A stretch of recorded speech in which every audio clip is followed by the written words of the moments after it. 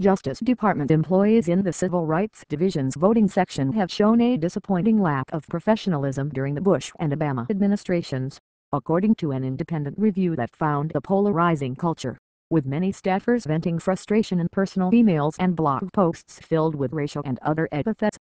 The department's Inspector General's office is sending its findings, released Tuesday, to top Justice Department officials for possible discipline or other administrative action against 3 unidentified employees. Many others who were involved in similar conduct have left the department, the Inspector General reported. The report said the hard feelings and poor conduct among political and career employees were so widespread that they lasted over an extended period of time, during 2 administrations and across various facets of the voting section's operations.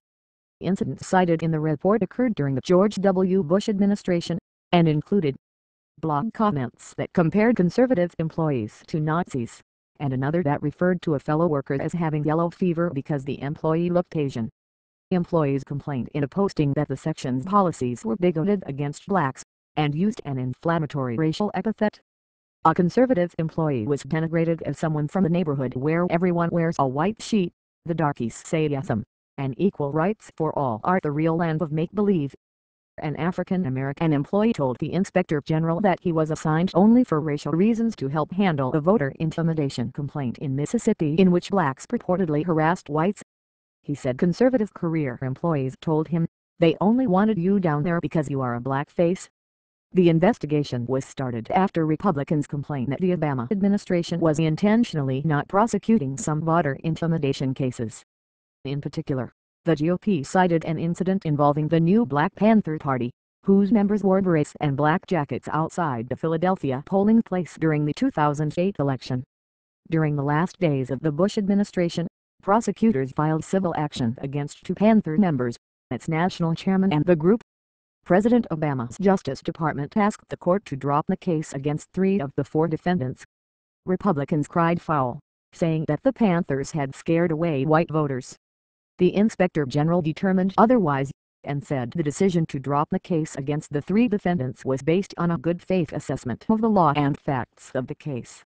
The Civil Rights Division is run by Assistant Attorney General Thomas E. Perez, the leading candidate to be Obama's new Secretary of Labor.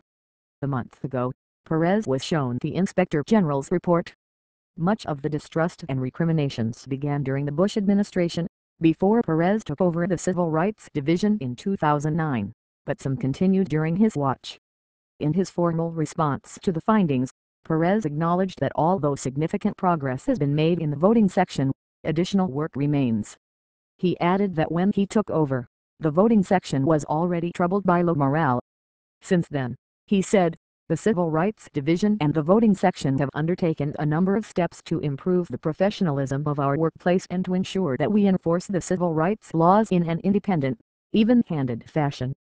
Rick Hazen, the law and political science professor at UC Irvine, said he wasn't surprised.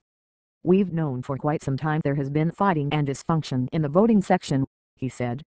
But the new report adds details to how this kind of political polarization has continued through both Republican and Democratic administrations. In the era of the voting wars, it is somewhat inevitable that partisan warfare over voting rules has spilled over into the Justice Department.